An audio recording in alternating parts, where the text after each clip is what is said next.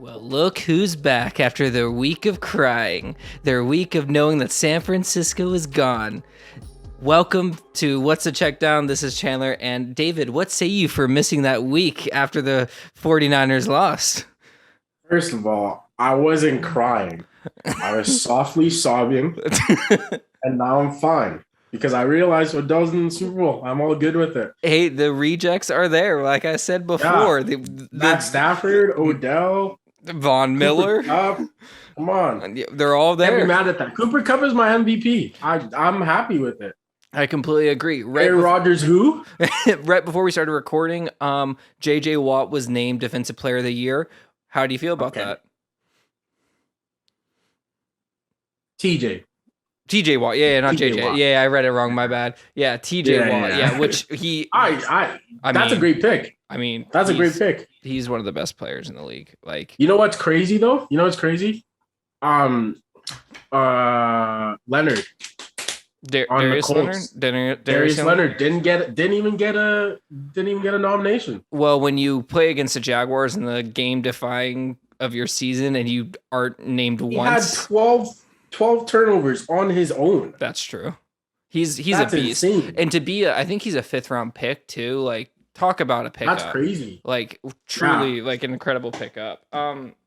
Yeah, so we're going to do this like a press conference of a game. So now the series is set up. We have the home team known as the Cincinnati Bengals versus the away team, Los Angeles Rams, because no Rams fans are going to show up. The Bengals are actually the home team. They actually are, right? Because AFC won the Pro Bowl, right? Is that how they do it now, or do they just do back and forth? AFC won the Pro Bowl. Yeah. Because usually what they do is for the Pro Bowl, whoever wins it, that's who they make the home team as if it matters. Honestly, I'd rather see the Rams white jerseys anyways, because they get pretty dope white jerseys. That's fair. I to be honest, doesn't matter. The Rams are. I think the Rams might get a lot more fans after this, though. I hope so. They deserve it. I mean, Matty Stafford. So here's the thing: Rams officially have like a portion of the Detroit fans, which is like all 7 of them, all like 8 or 9 of them. Whoa. Detroit fans are out there, man. They're crazy. They've been around forever. But you know how happy they are for Matt Stafford. I'm so happy to see that too. Oh, yeah. And then, I mean, Georgia, if you don't want to be a Falcons fan, you can be a Rams fan because Matt Stafford went to University of Georgia and he was a poster child for Georgia. So maybe the Rams will actually have a fan base around the country. Wouldn't that be crazy? I mean, if they win the Super Bowl, they might have a fan base all around Canada, and that's true. Listen, I like I've said before, I live in Orlando. I need to see who wins, who says they're going to Disney World, because I'm telling you right now, I'm going to Disney on Monday, and whoever shows up, I'm gonna see them. I hope it's Joe Burrow. Joe Burrow. Last time they did it, I know last year they did it, but they've delayed it because of COVID. I actually saw Patty Mahomes the day after he won the Super Bowl, and you want to talk about madness, because it was played in Miami. So he just drove up to Orlando, and they actually had the parade in Orlando. And oh my God, the amount of red that was in that. And it was during Valentine's too. So it was just absolutely crazy at Magic Kingdom. Oh, that's insane. So I saw Patty Mahomes holding the Super Bowl trophy going down Magic Kingdom. Yeah. So that's a pretty dope story I have, I guess. But I forgot about that moment. God, COVID's really messed things up. Yeah, COVID got you all twisted up. Last week I did talk about how I felt about the games. So I'll give you your chance here. How did you feel about the games that did transpire, the AFC and the NFC Championship? Both games crushed me because those are both my teams that I picked to be in the Super Bowl. I want to see a rematch, but honestly, I'm still pretty happy about the way it went. Sad for Debo, but that's about it. God, I watched an interview with him this morning. It was on PFT with Mike Florio and Chris Sims, and he was just talking about how Odell came to him on the sideline, and he was like, I didn't even hear what Odell said. I was just so in my feels in that moment that he had to text me later and say, hey, I know you weren't listening to me at all, but like I was just telling you, like, you've been incredible, you've been amazing, and Debo is going to be a whole nother level next year. I honestly, I'm really excited to see what they do with them. Also, I'm really excited to see Aaron Rodgers in a 49ers jersey. I think that'll look really good. Or Tom Brady. He sounds what like happened he to might come Jimmy back. G? Hey, you win some, you lose some. What happened to Jimmy G? Jimmy G's a cool guy. He's a cool guy, but he's got to be able to throw the ball. What did I tell you before the That's what I require for a quarterback. He has to at least be able to throw a 15-yard out, please. Hey, maybe Russell Wilson. I just thought about this. I don't think the Seahawks are going to let him go to an NFC rival, like an NFC West rival. I don't think they have to trade him. Regardless, they are going to do whatever they can. Like, I think Pete Carroll leaves before Russell Wilson does. I think Russell Wilson's going to stay. They're going to franchise tag him, and I think Pete Carroll's out. Does he not have to? I thought they signed him for another year. I'll look it up real quick. But how do you feel about the NFC Championship? How does that feel for you? That was a tough one. As soon as I saw it was like fourth down when Jimmy G threw the pick? Yeah, as soon as I saw his fourth down, I think it was 4th and 15 or something like that. I left. I said it's over. As soon as I turned my eyes, I see the ball getting tossed behind his back. Why would you do that? Kyler Murray. I guess the Rams are just good at making Pete quarterbacks just throw the ball in a random direction. What a way to end your season. Just the worst throw you could make. Kyle Shanahan doesn't deserve it. Deebo Samuel doesn't deserve it. You know who, just the entire San Francisco fan base, they've watched this guy twice now in the last 4 years destroy, blow their chance at a Super Bowl. And then they trade 3 draft picks to get Trey Lance, and we probably won't even ever see Trey Lance in a San Francisco 49er jersey start a game. I don't know about that.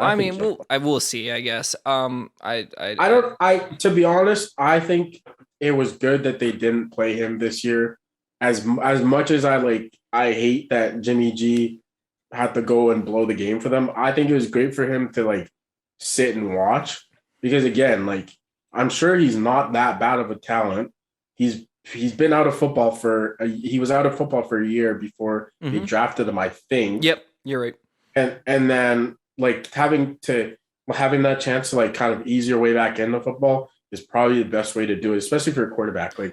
And in a new system, in a new league, the players are more advanced. You kind of get to watch and see, even though Jimmy G is not the best quarterback, you still get to see how to manage yourself as an NFL quarterback. And it's Kyle Shanahan's offense is easy, right? One of those complex offenses in the league. So it gives you an opportunity to, I think Trey Lance is going to have a lot of help with having Deebo, George Kittle. He has very, very strong weapons.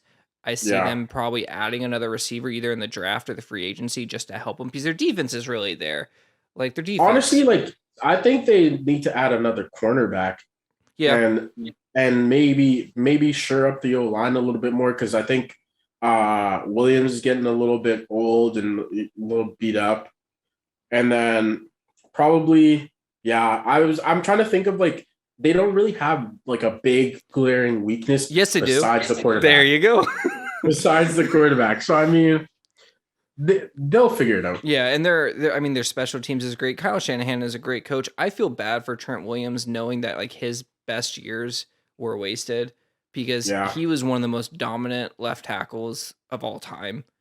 His size is just you don't realize how big he is until he stands next to one of the largest defensive linemen, and you're that is a big man.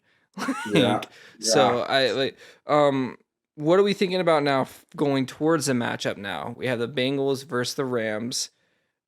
What are we thinking? How does it go for you? Who's the players to look out for, and what's the end result? So here's my thing. This game for me feels so hard to pick. And I haven't made any bets. I haven't made any lineups, because I honestly don't know how it's going to fall, because I think personally the Rams are going to win. I'm repping LA today. I think the Rams will win. But at the same time, it's just you never know with the Bengals, because they could come out and just kind of hang in there the whole game, and then kind of just hang in there till the very end and have the ball last and kick a field goal, win it. And that'll be that. But at the same time, I see this game being more of LA getting out early and then having to hold the lead. And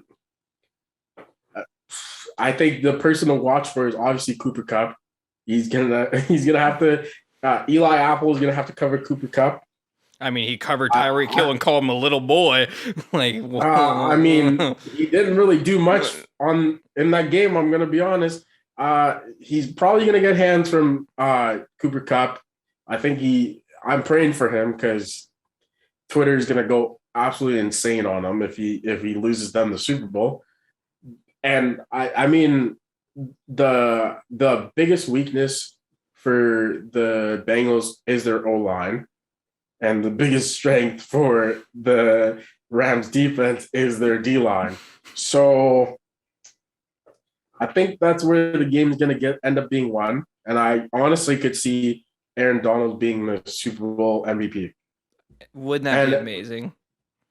I would not be shocked, to be quite honest. I wouldn't be shocked. I'd be happy. Because Joe Burrow might get sacked 14 times this game. It'll give me who was it? Peyton? When the Seahawks absolutely the Broncos 41-9, 41-9, right? Yeah. It might be that bad. Or it could be a close one. It's really tough for me to pick where I don't feel confident in these picks because they're two completely different teams, I feel, and they match up well. Like offense, both offenses are very good. The Rams just seem to have a stronger offense and a stronger defense. So I'd be shocked if the Rams lose, but at the same time, I wouldn't be. The Bengals have been playing great football, right? Yeah, it's yeah, exactly, and it's like a whole team aspect. And again, if the O-line can hold up, because that's what they did against KC. Against KC, they held up. They only had 3 sacks against KC, which is like very good compared to the week 9 prior. And so we'll see what we get. But if Joe Burrow is sacked 9 times, I don't think they don't win that game because the Rams are a much better teams than the Titans were. So yeah, exactly that. Exactly, because when you think about it, truly one of the people to look out for in this game is personnel. I think is going to be the running backs of the Bengals. How well can they help block? How much time can they help Joe Burrow with on these longer third downs, possibly? Like if it's 3rd and 8 and the Rams are free running at you, Raheem Morris is going to send people. You got to be able to pick up Aaron Donald and help on that double team because you're not going to be able to double team them every single game or every single play if you have their other pass rushers coming off the end, right? So you really have to make sure Joe Mixon or whoever your third down back is covering that free man that's going to be coming.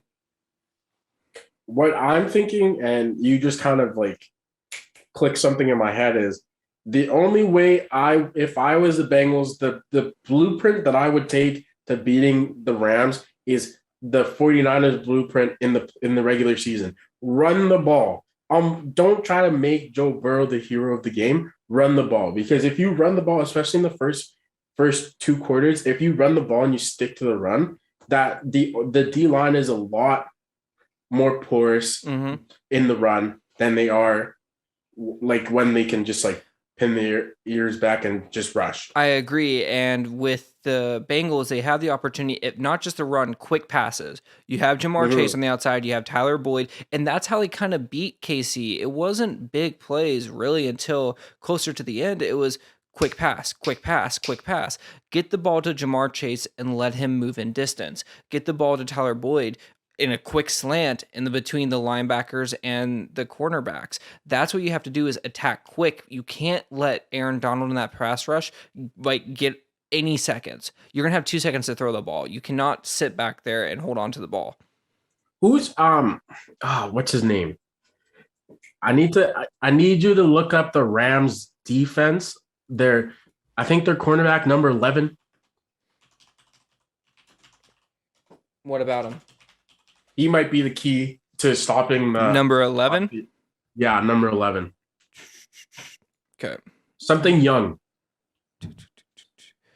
Uh, Darius Williams, Jalen Ramsey, David Long Jr., Jordan Fuller, Nick Scott for safeties, Tyler Rapp, Terrell Burgess, and Robert Rochelle Hmm. for. Are you thinking number 20? Because I think that was number 11 is Darius Williams. He's number 11. Yeah, Williams. Okay, he might be the key to their pass defense because he's very good. Yeah. He's and he I remember I think it was the against Arizona he had to come in Mm-hmm. and he balled and Mm-hmm. I think he's gonna be one of those guys that like has to come in and play nickel and he'll probably make a pretty big impact in this game. Yeah, because he's going to be covering either Tyler Boyd or T. Higgins, and those are both big receivers. And Mm-hmm. Williams is 5'9".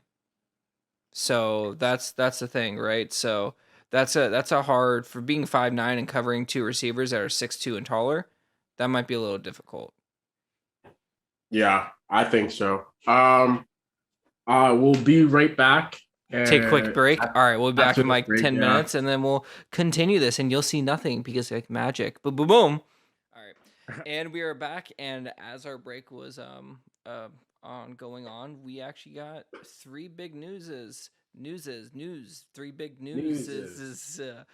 New word, newses. Newses. Welcome to What's the Checkdown, where we make up words.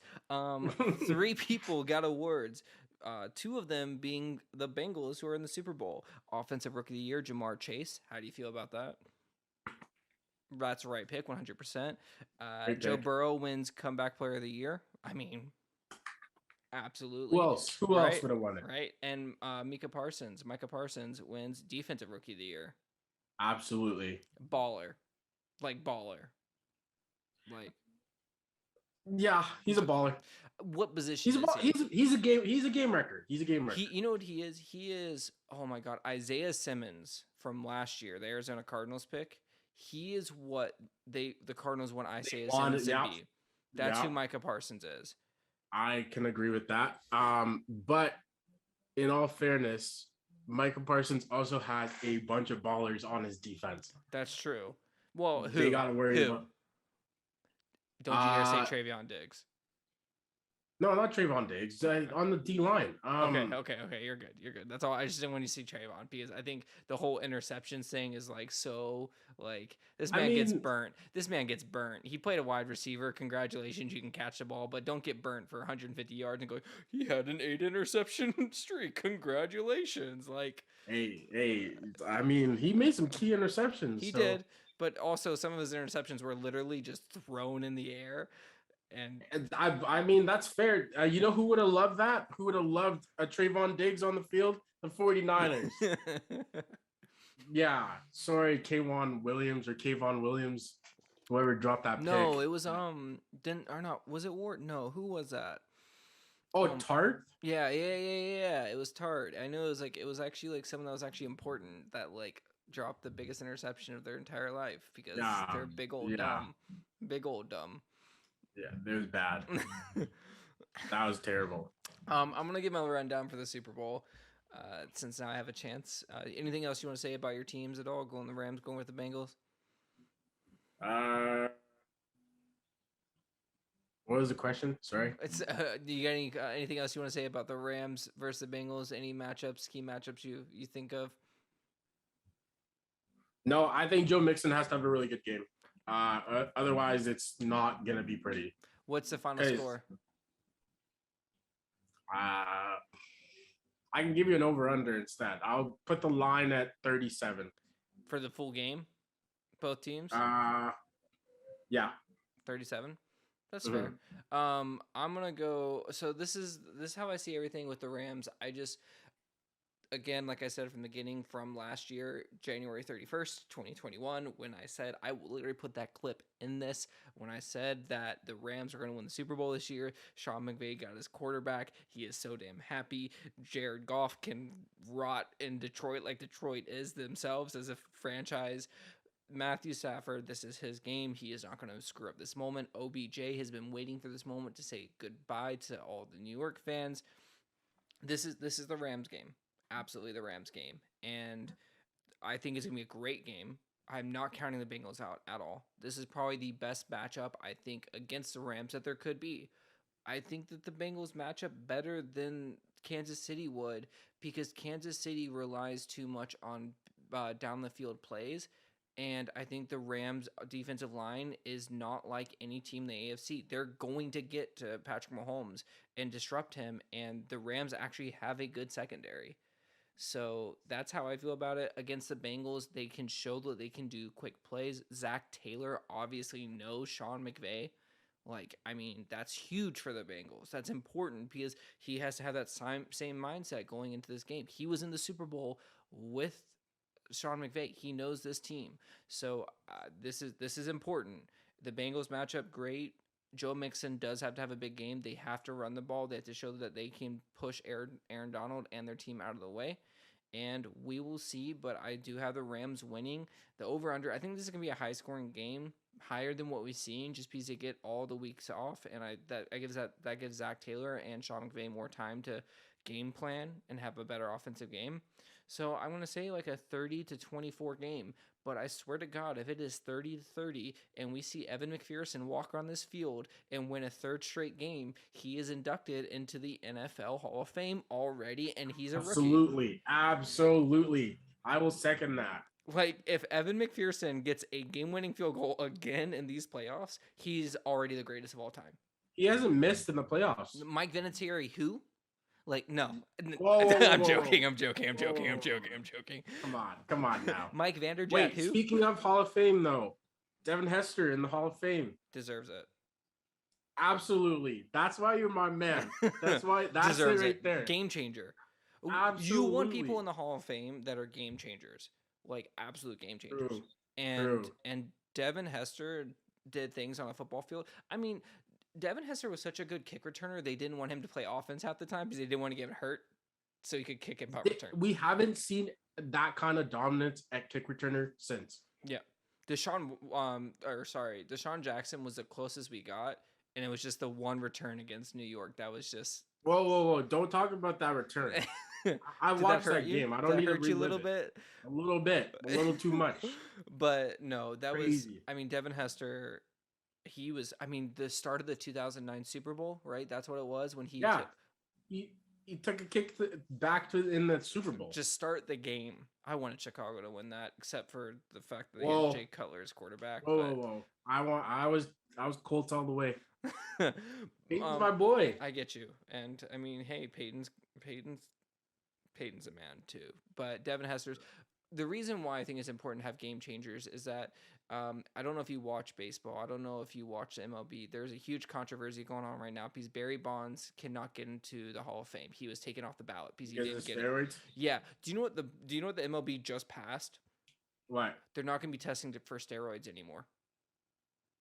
They weren't testing for it before when he was using it. But they are not going to be testing for it anymore. But the greatest player who has the most home runs, I'm a huge Hank Aaron fan. I'm a huge Atlanta Braves fan. I was hurt when Barry Bonds broke the record because I do think of the integrity of the game. I think Hank Aaron played at a different time. I know it's a whole different topic, but like, if you're going to say he's the greatest home run hitter of all time and you're going to boast that he's the home run king and you're not going to have him in the Hall of Fame, what does that say to you as an actual company in the MLB?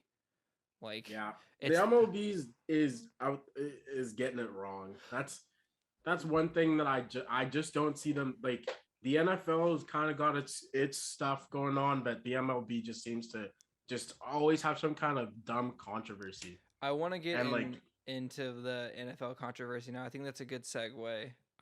Super Bowl.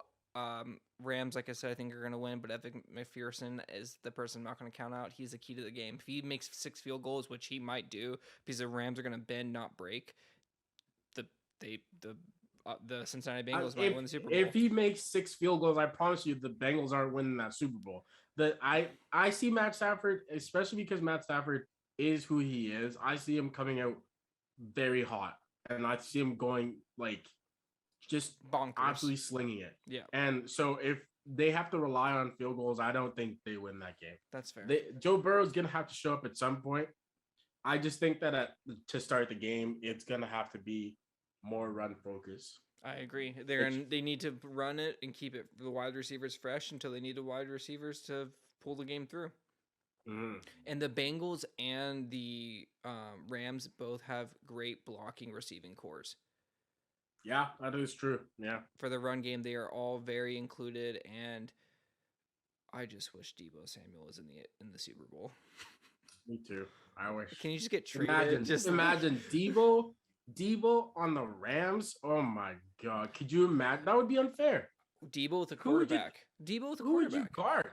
But Deebo with a quarterback. That's all you need. You need Deebo with a quarterback because Kyle Shanahan is an incredible coach. He's amazing. They just need. Yeah, he can figure it out. Yeah, he has, right? Be just as good as Jimmy G, I guess. Kyle Shanahan playing quarterback. That's what we need.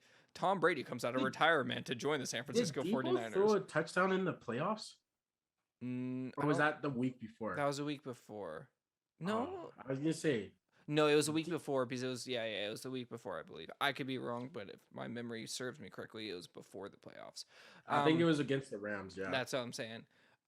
So yeah, we're gonna get into some news that did happen last week when you weren't here, and that is the whole Brian Flores suing the NFL. The reason why I wanted to bring this up is that the MLB does one thing right, and that is talk about the integration of black athletes into the MLB. And talk about how Jackie Robinson is such a big part of the MLB and having Jackie Robinson Day, and it's very important. And I was thinking about this because obviously Brian Flores is suing the NFL due to racial discrimination between him not being able to get his job, and he believes black coaches aren't given the same fortitude as white coaches.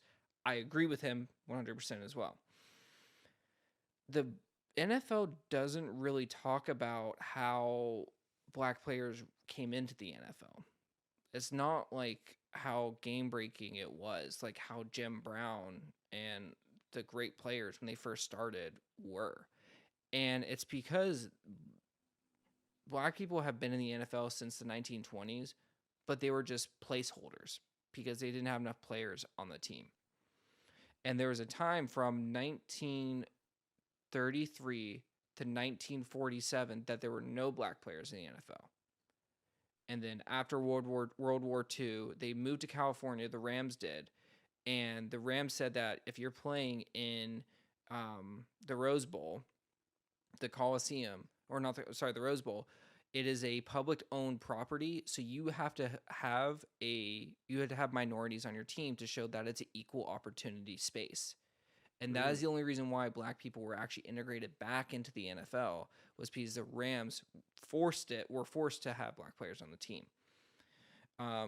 This then from like 1947 to 1963, there's only a few players on each team until like 1963. Most teams had black players. I think it was 1972. These are all just things I just read the Brian Flores whole like lawsuit. 1972 was the first time the Washington, at the time, Redskins had their first ever black player, which is crazy because they were started in like the 1940s.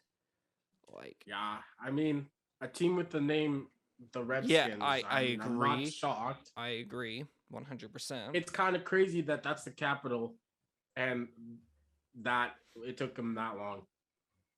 That's crazy. But also, just really quickly, it's also in Baltimore, though, isn't it? What I've noticed since the Brian Flores thing, I've been seeing a lot of like those splashes of black, like front office guys get hired. Like the Giants, who are part of the lawsuit, all of a sudden now they've hired a black assistant GM or GM. I'm not sure which and one. he's actually from like born and raised in Africa, I believe. If I'm not mistaken, like he was actually born in Africa. So continue. Sorry, but it just feels like very convenient timing to me. And this is what they did last year too, or like the year before with the George Floyd and everything going on there. They just they started talking about like highlighting black players in the game and like talking about all the different black players and different black influences on the game, but still, it just feels like it's very like small steps towards the ultimate goal, which isn't like to say no more white coaches, no more white front office people. It's just give everyone an equal opportunity. Don't just say, oh yeah, we want to interview you. Like we're gonna interview you. Come in. Like even just to just waste a man's time like that. To me, that's the biggest slap in the face. And like when he talks about the Denver Broncos and how they came in drunk and like and all Disheveled of a and sudden yeah. yeah, and they all get defensive about it and talking about how it has no merits. I just feel like it's just such a slap in the face. Like there is a problem because there's only one black coach in the One NFL. and a half now. Like Actually, two. No, 2.5. Because didn't the Texans end up hiring Lovey Smith, Lovey yes, Smith, and Brian yes, yes. Flores was told there, but Brian Flores and his lawyers actually added the fact that he was not hired for the Texans due to his lawsuit.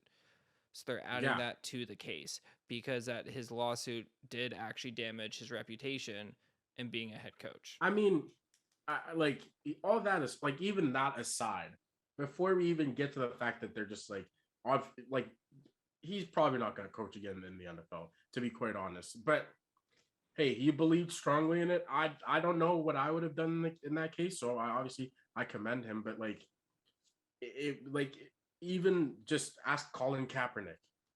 Colin Kaepernick didn't even sue at the time. He was just they just never hired He him, is and then he also decided. included in the lawsuit. He is actually brought And up. and I think that's a great case. And not the thing that gets me the most is like I can see like I believe like 100% what Brian Flores is saying, and I believe even the whole him not tanking.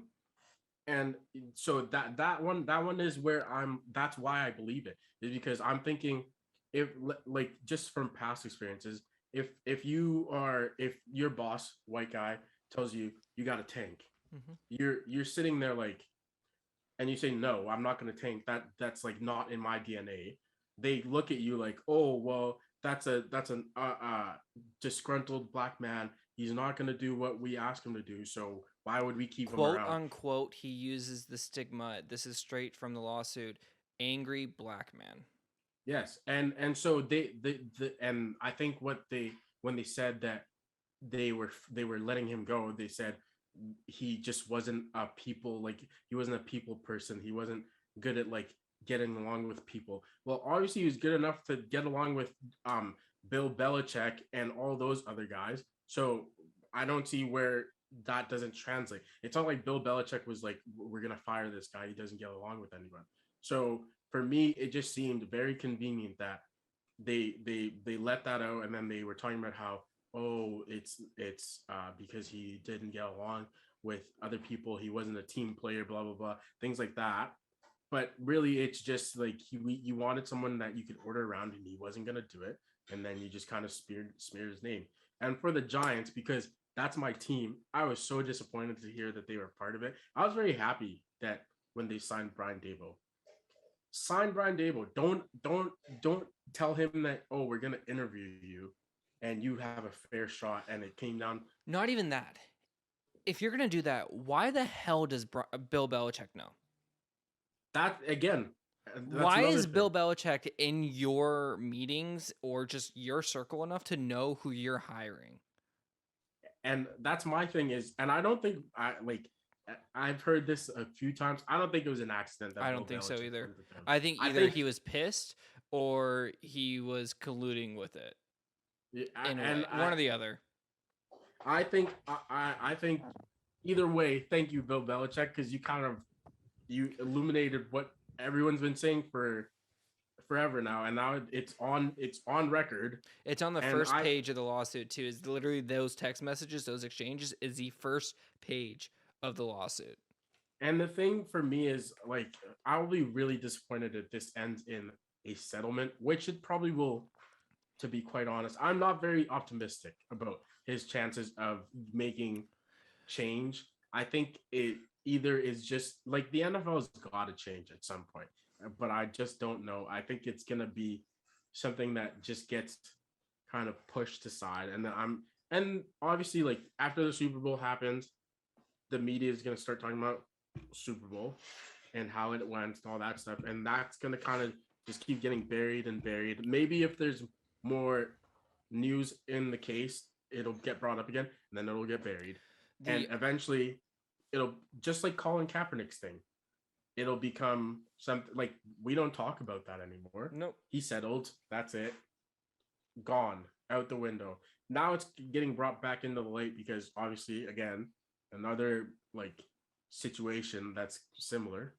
And so I don't know. I'm not very optimistic, but I hope so. The only reason this might keep going and stay in the limelight is that the bribing to lose and tank games that pisses me off. And people that gambled during that time. So there is so I mean, I listen to a lot of PFT. That's one of my go-tos for like football podcasts because Mike Florio is a former lawyer, and this is like he loves this stuff. He goes deep into it, and he talks about how you can be prosecuted if you were involved in throwing sports gambling games, and the owner can be imprisoned up to 5 years. Now, I'm not saying he will, but he might be forced to sell the team. But that's where I'm saying they're gonna push hard for settlement. They have to do something, and it's not gonna end. So I have a few things I want to say about this. I did have a full podcast on this where I broke down every single page almost of this document, and I truly talked about how I felt about everything. Do you know the basis of the Rooney Rule? Yeah, you have to have it's something to do with interviewing the like an equal amount of black coaches as you do. You're right. So what it is that for different positions, it started with a head coach. The Rooney Rule, if you don't know, Rooney is actually the owner of the Pittsburgh Steelers. Yeah, Art Rooney. Yeah. And guess who runs his team? Yep. I know. It's only been kind of successful for 15 years. Just saying. Oh yeah, no losing seasons. I mean, black people can't coach, I guess. I will get to that part again. So, the Rooney Rule is that it started with you have to interview at least one black coach, like candidate for your head coaching position. That's how it started. It's branched out into every single like GM, assistant coaches, head coaches have to interview at least one black candidate. Head coaching, you have to interview at least 2 black candidates minimum, or persons of colors, I should say as well, because that can include like Salah up in Jersey, like for the Jets. Robert Saleh counts because he's a person of color. It's just equal opportunity for minority people. It's failing because it is a sham. It's not interviews of good faith. And I have a solution in my opinion, and it's kind of been proven the past couple weeks. But one thing I want to say is that there has been 6 head coaches fired after actual winning seasons since the year 2000. 6. And they've all been black. 4 of them have been black. 2 of them have been white. One. Who were the 2? Schottenheimer was one of them for the Chargers when they went 14-2, but he was old and he said that they parted ways. The other one, I think it was Green Bay, Dallas Cowboys, Mike McCarthy. Oh, yeah. So I think he was 99-7 his last year. Okay. Regardless, it doesn't. Or Jason Garrett. It doesn't matter. The other 4 was Tony Dungy, Brian Flores. Oh my God. Lovie Smith. No. Jim Caldwell. Jim Caldwell. I have it written down here too. Let me make sure. I know. And then actually, sorry, John Fox was the other one that actually got fired. Hugh Jackson was 8-8. Tony Dungy. I have it right here. Jim Caldwell, Brian Flores. Lovie Smith was one of them. He was 10-6. Oh. So. There we go. And 4 of them are black. Now, that might not sound like, oh my God, 4 out of 6. How many black head coaches have been a thing since 2000? Not even close to the same amount as white head coaches. And they're getting fired after winning season. And you're going to say, well, they didn't perform. Tony Dungy went to go win a freaking Super Bowl and be the first African-American head coach to ever win the Super Bowl in the NFL. So it's not that they can't coach. It's not that. I promise you, if you like pick out a Super Bowl winning coach that wants to coach currently that isn't being interviewed. You can't sorry, a white Super Bowl winning coach. Doug Peterson got a job in Jacksonville. Doug freaking Peterson. Now this was different because Byron Leftwich literally told the owner Shad Khan that he didn't want to work with the GM. That did shoot him in the foot. Unfortunately, I would, me, I was banging that drum. I wanted Byron Leftwich to be back in Jacksonville. Byron Leftwich is going to be a great head coach in the NFL. Hey, but if you're gonna hire someone like Byron Leftwich, you have to let him. You have to give him someone who he can work with. And you know what pissed me off? I'm sorry. You know what really pissed me off? Why the hell was Josh McCown being interviewed to be a head coach? Yeah, what has he done? He hasn't. Veteran quarterback. Sorry, Josh McCown. Let me just tell you this right now. Josh McCown, how I have no issue. I have no issue with him being a head coach 5 years down the road. Yeah, after he's gone through the whole through his how is he interviewing for a head coach position? He hasn't done anything. And that's what I don't get about this whole situation. And it gets me heated and it gets me angry because it's literally what the fuck? I'm sorry, but what the fuck? You know which league gets it right? The NBA. The NBA gets it right. And you know what's crazy is that why the NBA gets it? Because 80% of their players are prominently black. You know how many players in the NFL are? Approximately 70% of the players are prominently black. Tell me what sense does that make? Tell me why your receiving coaches can be black, your offensive coordinators can be black, your defensive coordinators can be black, your quarterback coach can be black, your running backs coach can be black. But why can't all those coaches be one position? Yeah, I don't know. I just what's your solution? That's what I'm my solution is, and this happened with the head coach of the Miami Dolphins now. I forgot his name off the top of my head. The offensive coordinator for the San Francisco 49ers. Mike James something. I keep thinking Mike Jones because he's a freaking idiot. Because every time he gets interviewed, he's like, who? Mike Jones. Mike McDaniel. Mike McDaniel, that's what it is. He is. James? So Mike Daniel is actually biracial. His father is black. And so my solution is what happened for San Francisco. Did you know San Francisco got 2 third-round picks for him being hired? Really? Compensation. Incentivize hiring black head coaches. And you might say that doesn't solve racism. You might not help. Now, here's what I have to say is, have you ever applied for the job and seen the equal opportunity position that's open? Where it's more in the States where when you get hired, you do a job application, you have to say what race you are, what sex you are, and what your background is. So the reason why you do this is that, guess what? Companies make money by being more diverse. They get more tax breaks by being more diverse. Yes, it is great to have a diverse company, but it gives them incentive to actually be diverse.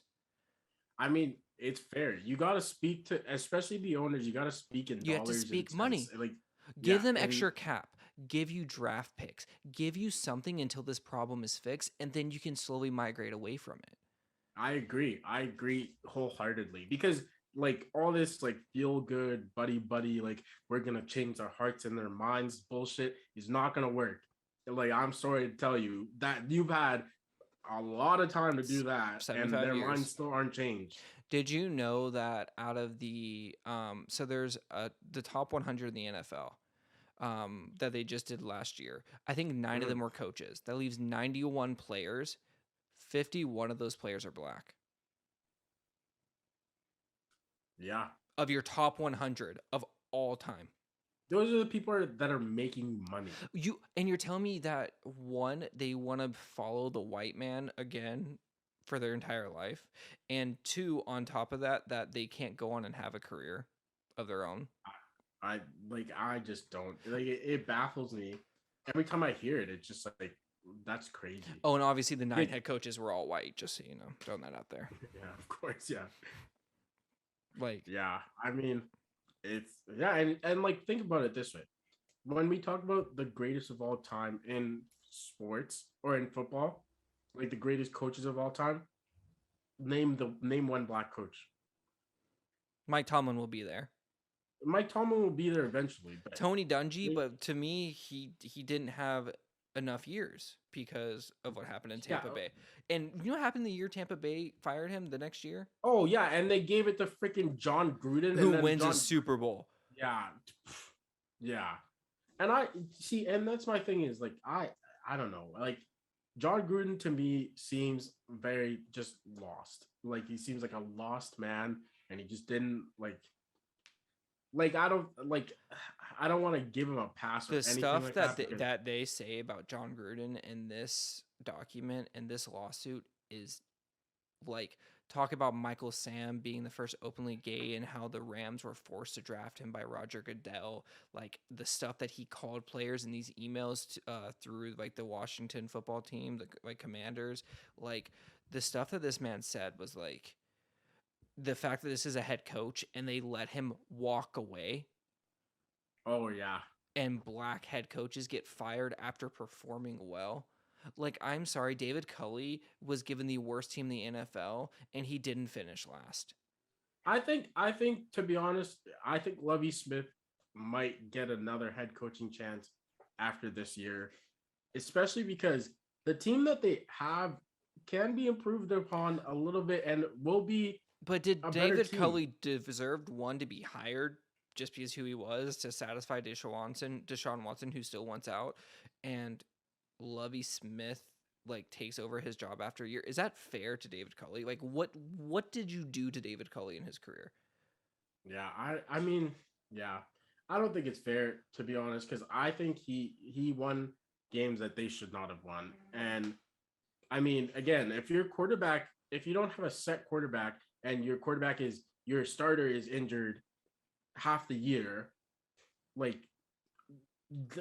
worse things have happened, or less things have happened to white coaches, and they've been allowed to just keep playing. And Bruce Arians, for one, he went 3-13, and he was able to stay around. And I'm not sure if I'm not. We're gonna see next year. Yeah, we're gonna see next year. Tom Brady, and let's see how well he does then.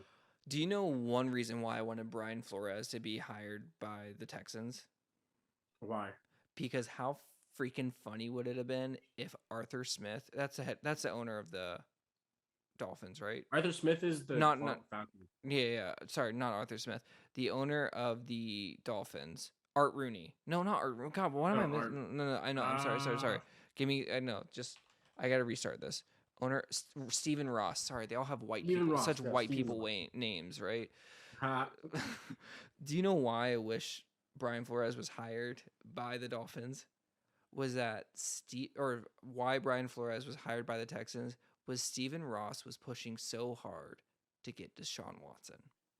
Oh, and how funny would it have been if he fired Brian Flores and Brian Flores went to go coach Deshaun Watson? Because I guarantee you, if Brian Flores was there, Deshaun Watson would not want to leave. I agree. I think he would have ended up being a Dolphin. He still might stay though. I think that. Yeah, I mean, we'll see. We have to see about his stuff too. He just needs to settle and just go away with it, and that's the only way he's gonna. He's got to fork up the money. He got a big paycheck. He's got to fork out the money. That's a whole nother game. Disgusting. Yeah, that's one that I don't know if I want to touch. I don't. I feel like I don't know how to. No, I don't. I don't have the actual. He's a disgusting human being. That's all I gotta say. That's how I feel about it. Unless somehow 40 women are gonna come out and be lying, but I trust women more than I trust men usually on this stuff. If there's that many. I mean, I don't. It's important. One is a little bit less believable. I would say, maybe incentives, blah blah blah. 40 is I think it's 27 is the actual number, is around that. Yeah. Well, anything more than 5 kind of like, all right, there's a problem here. So I don't know. We'll see how it happens. But again, this is something that I'm thinking about. Ben Roethlisberger was allowed to play in the NFL for years, and he had his issues, and so proven. I mean, and now people are talking about, oh, Ben Roethlisberger, he's this great guy, blah blah blah. I hate Ben Roethlisberger, to be quite honest. So I'm not even going to go on a tangent, but they're equally disgusting in my eyes. But one just gets to kind of, live his life and become a Hall of Famer and blah blah blah. Whatever. I'm just No, it is no. There is a stigma towards it. It is a true disgusting manner in which the way the NFL chooses their largest group of employees and a large majority of fans. Like, you have to think about it being. I mean, you are, frankly, a black fan of the NFL. How do you feel about the NFL allowing this? Oh, it's I don't like it. It doesn't sit right with me. But I mean, this whole thing they have about inspire change, that was their motto this year, was inspire change, going into harder communities and helping those people get out. And then what you're telling them is that, like, you can get out, but there's a you're ceiling. just not coming here. Yeah, there's a ceiling. You'll make it, but like only if you are willing to tear your Achilles, your MCL, your ACL, your shoulder, your lungs. You can do that. Then you can, But don't ever think you're good enough to be in charge of us. Mm-hmm. There should be black owners. And I think that's another. And that's going to be, and that's nearly impossible because I don't think a normal person any person can afford a NFL franchise. When we have an NFL, well, yes, but Brooklyn didn't turn out really good with the Nets. I'm gonna be honest with you. But I don't think that I mean he doesn't make the football decisions. No, but all these owners are. That's a whole other story. The reason why is your NBA teams are less. Like, when you have the Dallas Cowboys are the number one net team in the world at like $6 billion, like NFL teams are like $1 billion to own. It's got to be groups now. You can join an owners group. Yeah, that's what it has to be, an ownership group. And yes, the NFL has to open up an opportunity for black owners to come together, and that has to be another thing. The Broncos are being sold. Why not the black owners group? I agree. I don't think it's going to happen. But no, I agree with you 100%. We do need more minority owners. There's only one minority owner if you're not including women. I mean, Shad Khan's a minority owner. Yeah, that's true. He's the only minority owner. He's the only person of color that is an owner in the NFL. Everyone else has either inherited the team or just been able to purchase the team at a great time. And we're in a bad place in the NFL.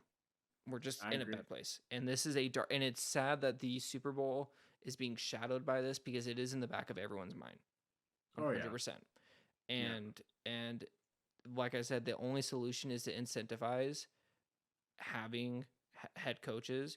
And if San Fran's you think Shanahan's going to miss on those two, like Kyle Shanahan's going to miss on those 2 third-round picks? No. I mean, those are two good DBs coming to San Francisco. And why is that bad? What about that is going to cause any issues in the NFL? And another solution that they put in the lawsuit, which I think is amazing, is have a detailed report of why you fired this person. You need to give reasons. Why you hired the person that you did hire. Because 100%, I agree. I feel like the fact that I mean, one, the NFL is an entertainment, like it's entertainment. So for the business dealings to be so like in the like closed off and in the dark, I feel like that's like a very good way for you to be like, well, we just hired him because that's just the guy that we felt the most comfortable with, or blah blah blah blah blah. And like I don't think that's a good enough reason not to have hired Brian Flores. Literally should have been the hottest coach on the market, and he didn't get hired with the Giants. And it just seems to me that like that's just like, after what he did with Tua, no arms, Tagovailoa, I think he should have been given. Everyone should have been trying to get him, but it just, I don't know. I'm going to give you 4 head coaches. I'm going to remember this off the top of my mind of something that I did, and I want you to tell me which head coach you want, okay? First one is an offensive coordinator. He's won one Super Bowl. He's won a conference championship, and he's 52-13 as a coordinator, offensive coordinator. Okay. Coach number 2 is another offensive coordinator.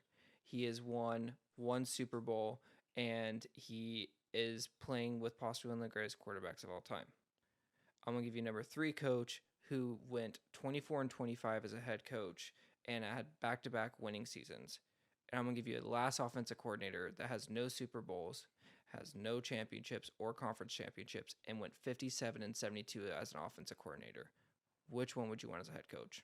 I'm choosing the second one. Okay, so I'm going to tell you 3 of those coaches are black, and one of those coaches a head start as a head coach. And that is coach number 4, who is 57-72 as an offensive coordinator, Brian Daboll. Who's that? Oh. First coach that I said, Eric Bieniemy. Yeah. Okay. Second coach, Byron Leftwich. Third coach, Byron Leftwich, sorry. Third coach is Brian Flores. Yep.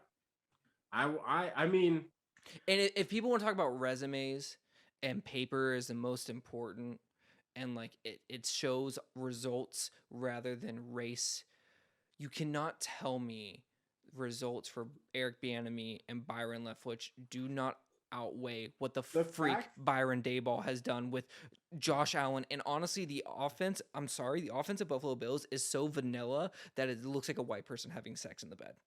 Like, it's like, I'm sorry. Jeez. Like, there's no creativity to that offense. And to me, the Chiefs, I know it's Andy Reid, but Eric Bieniemy learned from him, and it's the Tampa Bay Buccaneers, and Byron Leftwich did it with Jameis Winston. He didn't just do it with Tom Brady. Their offense was electric. That is true. With Jameis Winston. With Ryan freaking Fitzpatrick. What do you mean? That I actually had never thought about that, because I always wondered why people were like, "Oh, Byron Leftwich," but I realized Jameis Fitzpatrick had a good when he was there. He on a good offense, and Tom Brady. And I think, like, do you want to know Byron Leftwich's resume real quick? I don't know if I said this. So he was a starting quarterback for the Jacksonville Jaguars. I knew that. Yeah, so he was coached by Jack Del Rio. Played with MJD and Fred Taylor. Mm-hmm. He then goes to Pittsburgh and plays under Ben Roethlisberger, plays under Bruce Arians, and plays under Mike Tomlin. He then follows Bruce Arians to Arizona, where he coaches Carson Palmer and learns under Bruce Arians. He then follows Bruce Arians to Tampa, where he coaches Tom Brady, Jameis Winston. Like, what that resume alone. Yeah. Why is that? Like, we're going to talk about Kyle Shanahan, Sean McVay. We're going to talk about these guys that are the wonder childs and just have this amazing mind. Like, Byron Leftwich does shit that's incredible. His offense is just as electric as those two teams. And I'm sorry, but Tom Brady was not Tom Brady when he was with the Patriots. True. I agree with that. I would choose Byron Leftwich over Eric Bieniemy, because I think Patrick Mahomes and their offensive players do truly elevate that, and sometimes they do fall flat, like they just go for big plays. Byron Leftwich has the Tampa Bay Buccaneers probably has the best offensive playbook in the like NFC on that side of the like coast, besides the Rams and San Fran. Like, their offense is incredible. The way you see Mike Evans get the ball, every person is open. They didn't have, and I guess this goes with Tom Brady being able to pass to different people. Like, each player had even stats throughout the entire year. That's true. And I think, I mean, again, like, obviously, Brian Leftwich had those, like, that has a good resume. And then people are going to are going to hinder him by saying, oh, well, he had Tom Brady. But I think Tom Brady had Byron Leftwich the way Byron Leftwich had Tom Brady, because with the two separately probably don't excel as well as they did in the stage that Tom Brady is at in his career. I think that was a perfect system for him. Josh McDaniels maybe, but Byron Leftwich also helped them out quite a bit. And I think that offense was just worked well together. And I think he could do it with another team. And why wouldn't you want someone who has just worked on the Tom or had just worked with Tom Brady for 2 years, has all that knowledge from Tom Brady That's to what I work mean. with your quarterback? You want to talk about he's the greatest all time. He's the GOAT. He's a first ballot Hall of Famer. He's the greatest quarterback of all time. He's the greatest athlete of all time. But you can't let Josh McDaniel has a job. True. Why doesn't Byron Leftwich? And you see how it worked out the first time. Not very well. But like, why doesn't Byron? So Byron Leftwich was able to make Jameis Winston, who everyone thought was a bust, throw for the most touchdowns the year that he played. Yeah, he had the most interceptions, but you can't tell Byron Leftwich to tell Jameis Winston to not throw the ball 40 yards to another player. Jameis just needed eye surgery. He just needed eye surgery. Just needed contacts with eye surgery, and he would have been fine. But again, I just stopped beating a dead horse. It's messed up the NFL. It's absolutely disgusting. There are qualified black coaches throughout the entire league. Raheem Morris was not given an opportunity in Atlanta. Like, that team was decimated. Arthur Smith didn't do much better. He did not. Like, it's just... And the way they talk about Arthur Smith actually pisses me off, because they're like, oh, he's this very smart guy, blah, blah, blah. Yeah, well, he hasn't produced either. It's just as bad. He has... And it's not even that Matt Ryan was bad this year. Matt Ryan was like good for what he had. He was Matt Ryan. Yeah, and so and Arthur Smith didn't make him any better. So what's the difference between like the it's just mind-boggling. Honestly, my thing with this is that like I'm sick of coaches not getting an opportunity. I mean, we don't even think twice about Mike Tomlin. You know what's crazy? Freaking Cliff Kingsbury has a coaching job. That doesn't sit right with me at all. Hey, guess who won the offensive MVP? Who? Cooper Kupp. Offensive MVP though. Offensive MVP. He's not going to probably win the league MVP, but he was. That's bullshit. Yeah. But hey, he got it. I will give him that. That's the best a receiver can do. Regardless, again, to say this one last time, it's disgusting to me. I think a great market where a black head coach might fit would be probably Seattle. If Russell stays and Pete Carroll goes, I think that's a great market. I think Russell Wilson will work great with a black head coach. Arizona, I think, is another great opportunity. I think an opportunity where a black head coach would really work is where you have a black quarterback. And I know that sounds silly, but like it makes sense. I mean, a lot of these people have felt the same way their entire childhood, is that they were treated differently, they were treated a certain way, and having that connectivity is huge. I agree. Yeah. And I don't know why owners don't see that. I guess they're just too rich and don't care enough. They don't see that. Hey, they're making money regardless. Do you know how hard it is? Yeah. Do you know how hard it is to tell a black player to follow a white person when a white person has always treated them like shit their entire lives? I mean, for a lot of these players, I can't say that for everyone. I wouldn't even say that alone. It's just like having let's say I've had a lot of white coaches and I've had a couple of black coaches, and to me, the difference is very, very minute, but you just connect more with like that person. And to me, I feel like it would work very well if you had someone someone that you mesh with, and you kind of have the same upbringing, even though you could have the same upbringing as a white coach, or whatever. But I still like those are. Like on the surface, it seems like such a weird thing to say, but it does make sense to hire, if you want your franchise to go connected, somewhere, hire someone who is going to work with, who is going to relate to your quarterback the best, whether that's a black person or not. That's for those two to determine. But to say we're not going to hire black coaches because we just don't feel comfortable with them, blah blah blah. That to me seems like that's the biggest issue to me. I agree with you, and it's something that might not be changed for a very long time, and it's disgusting. Honestly, it is a disgusting thing, and I fully stand with Brian Flores on this lawsuit. I stand with every black person trying to advance themselves in the NFL, 100%, because the NFL has dropped the ball many years on this, and they don't show their appreciation to a certain race as other sports do, and that's what's so disheartening. Like when baseball can do it, when baseball was one of the most racist sports in history, NBA obviously, like it's just really disheartening to see what the NFL is doing. That's all I gotta say on that. Anything else you gotta say? Go Rams. Go Rams.